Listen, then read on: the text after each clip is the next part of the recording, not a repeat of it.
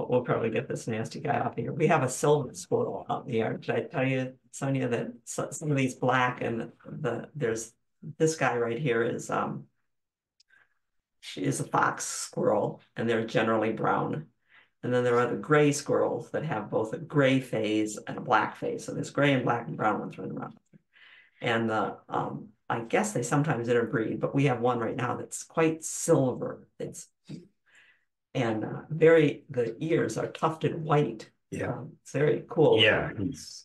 That one's my squirrel. Steve squirrel is white tip. White tip, yeah. Tip. He sees the one with the black That squirrel. black squirrel with a white tip on his tail. Are you cold this morning, dear? Always. It turns out that the Aspen Grove garden, Carol and I have been Googling and talking, is actually in Guelph. This guy who runs Garden Myths. Yes, I have heard he was on the tour one year. Yep. The Guelph Gardens tour. Yes. And his place is open by appointment. You have to contact him first. And Steve and I said that we were going to, since we'd missed that tour, that we were going to contact him. Yeah. See, don't know the name, but yes. And it sounds like I think I might even have sent him an email and told him that he sounded to me like the gardener we met in Ireland. I met in Ireland, who told me that if his wife could find him, she might divorce him over the garden. He kept adding more to it, and it was a big property, and his one included an island and a river, and he built a swing bridge over to the island. And anyway, this garden there in Guelph, Robert. Now I have to remember it. Robert. She just sent the name. I was just looking at his website. I can't remember. No. Okay. All right. Okay. Yeah. Anyway, has someone been there? Yeah. Well, Carol, Carol has his address, so I don't know. Carol, have you been there or just follow his website? In any event, we will definitely look. No, I have not been there. Hardy Plant Society had him in January, and he said he opened his place up 1 or 2 times a year, but it hasn't been easy to find out when those times are. So I thought maybe you had heard of him, since I thought you lived rather close to. I literally live in this town, and I can activate my local network to see if we can get more information about that. But maybe when Janet and Steve are here in fair weather next, we can give a visit. Yeah, we did intend to see him sometime, but that was a great tour Guelph had, by the way, with that garden tour. Wasn't it called the Natural Gardens of Guelph or something like that? They have a couple of different competing ones, or they have had before. My own knitting group at the library ran our own garden tour because we weren't satisfied with the requirements for some of them. But they've got good garden tours for sure. Okay. Jean's got a bird buddy now, Stephen. She says she's trying to keep the squirrels off. How come our bird buddy is not attacked by the squirrels? Well, I leave it hanging. I don't have it on a pole. It hangs so it swings. And when I had it on the deck, they could get on it. And I've got some interesting videos of them trying to hold on. Yes, yeah. But it's on a tall pole now that they can get to, but there's a feeder on the other side that simpler. It's easier. And they don't damage that one. It's metal, so they get the sunflower out of it, but not. I have a kind of a double height shepherd's hook outside Steve's office window. I pounded an iron pipe into the ground a couple of feet. Yeah. I think it was a 6 or 8 foot iron pipe, and then in the hole of the iron pipe, we inserted the spike of a shepherd's hook, so that we've got double height, and then we have a piece of PVC, a long piece of PVC with a hook on the end of it, and Steve has to put the feeder on the hook. The feeder up onto the hooks. So it's difficult for them to get that far up. Although we've got one, might have been the one that's pictured right there. Yeah, that one runs across the roof and jumps from the roof. What is it? It must be 10 feet from the roof across, and balances on the top of that shepherd's hook. Why, it's swaying back and forth and then proceeds. There's always one. But they haven't been on it as visually that the camera picked up since I put it back out front and I just hanging it. Speaking of squirrels, I'm thinking that probably a lot of people have seen the videos of the squirrel obstacle course that the NASA or former NASA engineer put up in his backyard, different things to make it harder for squirrels to get into the feeder and to entertain him as well. If you haven't seen it, Google NASA engineer squirrel obstacle.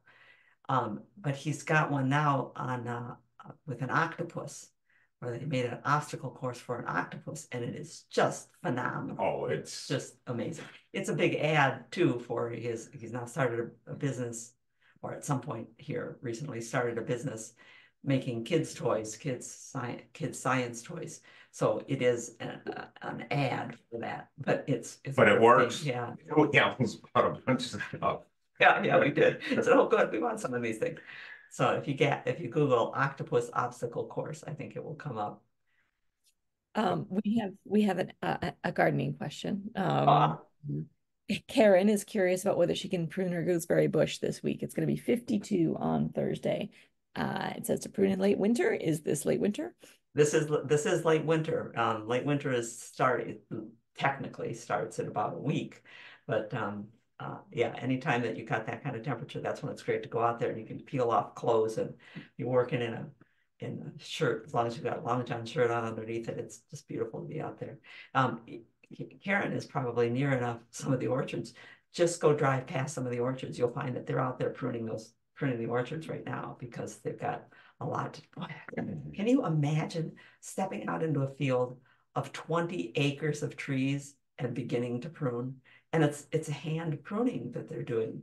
I just cleaned up after she pruned our cleaning up. I haven't finished yet. And I haven't finished pruning. And she's pruning our crabapple. And I just cannot believe the amount of clip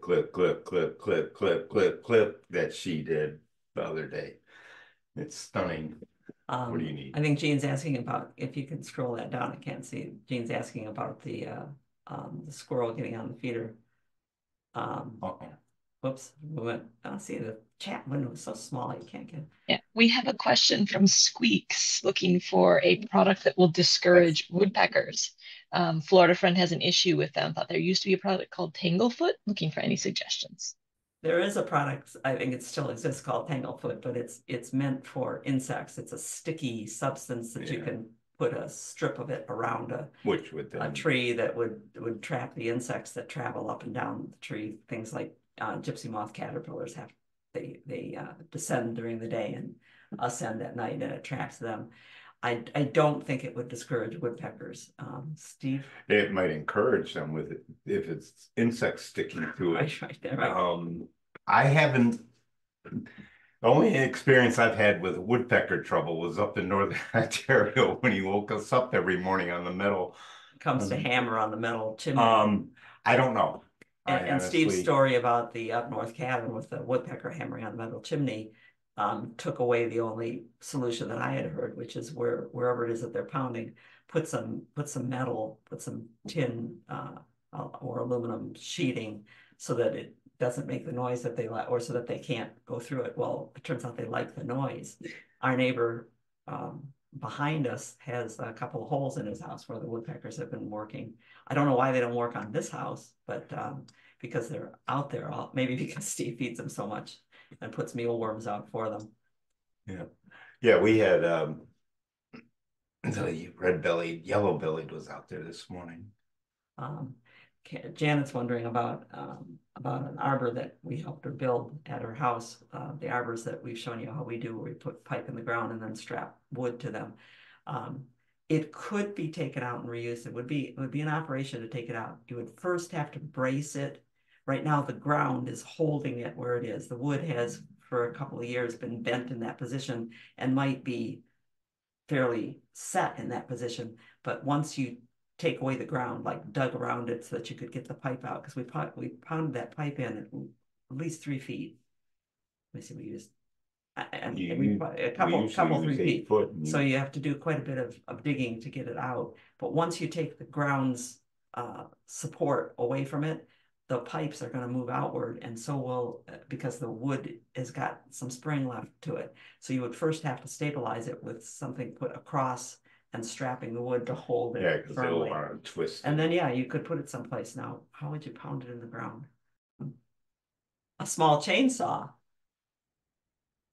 I have a small chainsaw now too. Steve's brother had one, and I said, okay, I'm going to get one of these because I should not be big pieces of apple that big along. Trying to hand it's a saw. lot of sawing.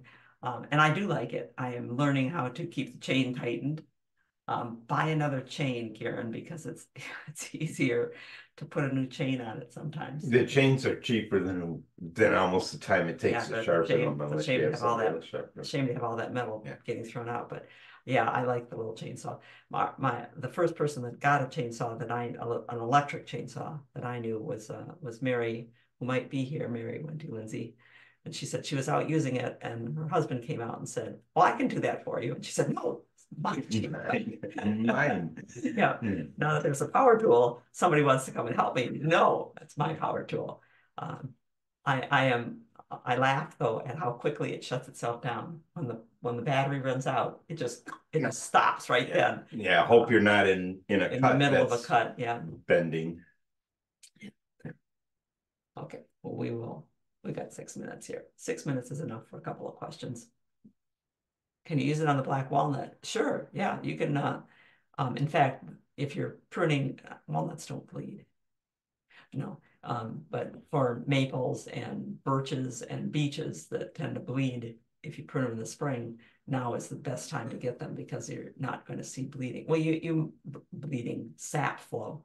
You might see sap flow once they start warming up. Yeah. It can be very disconcerting to be pruning a maple or an elm and have it's almost as if It's water. almost as if there's a blood system there because it just comes gushing out. And I swear that one elm was pulsing, just like there was a pulse involved. I thought, what have I done? It doesn't hurt the tree, but it's a terrible thing to get concerned about. Yeah. Yeah. Yep. Go Yeah, ahead. you worry about it. Use it on your black maple, a black walnut. The problem with the chainsaws that I find, and I tell Steve I want a Dremel tool to do this, is that the chainsaw is too big to get into some of the small places that are some of the worst sawing, the worst pruning that I've ever had to do is in a plant that's become congested already, like a crabapple. Somebody was just telling me about their crabapple. Renata said she can't even get into the middle of her crabapple anymore. Yeah.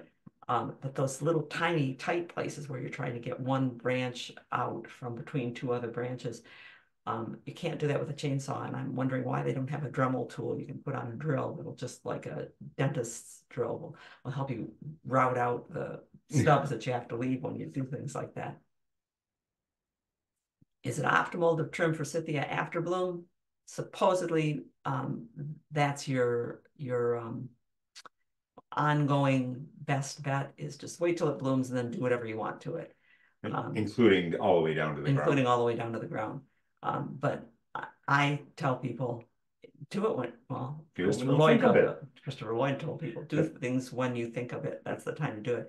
So if there's old wood in a forsythia and I'm going to take out some old wood, I'm going to take it out whenever I take it out. And it's easier to see it and to reach it in the winter, in the dormant season when there's no leaves hiding.